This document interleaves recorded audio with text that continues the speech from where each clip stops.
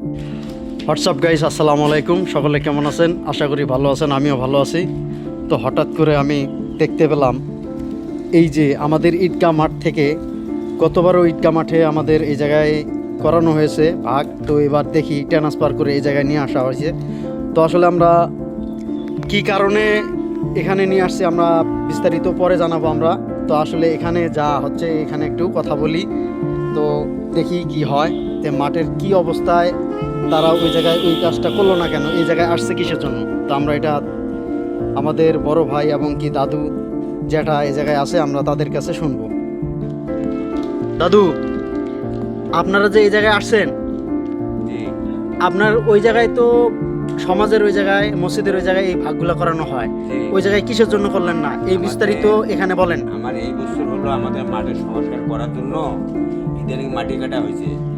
বৃষ্টির কারণে মাটি শুকাতে পারে নাই, আমরা যার বলে ওখানে দাঁড়ানো যায় না, যার ফলে আমরা মাংসটা এখানে বিতরণ করতেছি। আমরা ইনশাল্লাহ মসজিদে ঈদগাহ নামাজ আদায় করছি। আর এই যে কুরবানি যে আজকে, তাতে অনুমানে কয়টা গরু হতে পারে? আমাদের এই মাঠের গরু কুরবানি হলো আমাদের সমাজে 11টি। 11টি? জি জি, 11টি। হ্যাঁ। আর এই সমাজের লোক কয়জন ভাগী, মানে এই যে ভাগ যে পাবে? 150 জন ভাগী, অর্থাৎ 150 জন। জি জি জি, 150 জন। হ্যাঁ। তো এই কাজগুলো কখন করবেন, বিতরণ কখন করবেন? আমরা বিকাল 4টার আগে আমরা শেষ করার জন্য আশা করছি আল্লাহর কাছে। আচ্ছা, আমরা আরেকটি কথা জানতে চাই। তো অনেকগুলা লোক আসতেছে, যে যারা কুরবানি দিছে, জি, যে গুস্তগুলা যে নিয়ে আসতেছে, হ্যাঁ, তারা আগে যে কুরবানির গুস্ত মসজিদে নিয়ে যেত, হ্যাঁ। এখনো দেখতেছি ওই জায়গায় নিয়ে যাইতেছে, কিন্তু তারা দেখতে পাচ্ছে না কে এই জায়গায় গুস্তরি এখনো ইয়েই নাই। পরে আমরা বলতেছি হয়তো ওই যে মার্কেটের এই জায়গায়। পরে এই বিষয় নিয়ে আমরা অনেক চিন্তিত হইলাম যে তারা কিসের জন্য ওই জায়গায় যাইতেছে। ওরা আগের মনে করিয়া ওইখানে যেতেছে, কিন্তু ওইখানে আমরা স্থানটা করে যেহেতু জায়গাটা ভালো না, যার ফলে আমরা এখানে যা মান্নান হাজি সাহেবের জায়গা পরিবর্তন করলেন। জায়গা পরিবর্তন, ওনার জমিতে ভালো স্থান আছে, যার পরে আমরা এই গোডাউনে আসিয়া মাংস বিতরণ করার জন্য চেষ্টা করতেছি। কিন্তু আমার বিষয়ে জানা দরকার ছিল একটা মসজিদে, যে যারা কুরবানি দিয়েছেন তারা অবশ্যই আমাদের এই মাঠে গোস্ত নিয়ে আসেন না, জায়গা যেহেতু অবস্থা খারাপ, জায়গাটা পরিবর্তন হয়েছে, এই কথাটা অন্তত বলার দরকার ছিল। তারা ওইভাবে মসজিদে যায়। ওটা হয়তো এই নামাজের সময় ওটা বলা হয় নাই, পরে আমরা বলা বলি করছি। যখন নামাজ শেষে এটা বলা বলি করছি, হয়তো কেউ জানে না, যারা কোরবানি দিবে তারা তো আগে এসে করছে, কিন্তু এটা হয়তো জানে না, যার ফলে ভুলে জন্য একটু আগে গেছে। কথা বুঝতে পারছেন? এখন আপনি যান।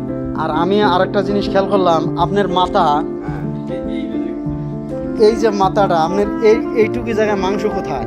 এইটুকু জায়গায় মাংস, ওটা আল্লাহ পাকের ইচ্ছায় বড় বড় যারা 71-এর যুদ্ধের সময় হ্যাঁ, গুলি ওদিক দিয়ে গেছিল, যার ফলে মাথা চুলটা নাই। হ্যাঁ, বড় বড় মিনিস্টার, জজ, হ্যাঁ, উকিল, ওদের সাথে সাথে আমি ধরেছি। চুলের ক্ষতি হয়ে গেছে, মাথার কোনো ক্ষতি হয় নাই, যার ফলে এখনো দেখতে পারবেন যারা জজ, উকিল, মিনিস্টার, ডাক্তার, এদের মাথার চুল নাই, ওর সাথে আমি হয়েছি। আচ্ছা। আচ্ছা, আরেকটা কথা বলতে চাই আমি। হ্যাঁ হ্যাঁ, বলেন। আপনি যে আমার কাজগুলো ভিডিও করতেছেন, আপনার কি স্ত্রী আছে?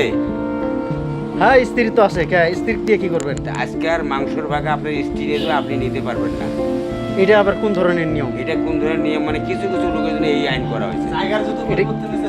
জায়গা পরিবর্তন করা হয়েছে, লোকেরও কিছু পরিবর্তন করা হয়েছে। আচ্ছা আচ্ছা, তাহলে আপনাদের বউ কি মাংস আপনাদের ভাগটা নিয়ে যাবে? আমার বাড়ির কাছে তো ঢেল তুলে চলে যাবে। আচ্ছা, আপনার বাড়ি কোন জায়গায়? এই যে সামনেই বাড়ি। সামনে তো এই পশ্চিমে, না, আপনার বাড়ি পশ্চিমে পিছনে? মানে আমার এই যে রাস্তার পূর্ব পাশে। এইটাই আপনার বাড়ি? জি, আমগাছালা বাড়ি। তাহলে এই যে মাইকের ওটা কি আপনি নিয়ে আসছেন নাকি? মাইকুরা আমার নাম, বাড়ির পাশের লোকের। আচ্ছা, ইনি কি হয় আপনার? এই আমার মামা। মামা। তাহলে আপনি কিছু বলেন। আমি আর কি বলবো, আমার মামাই বলি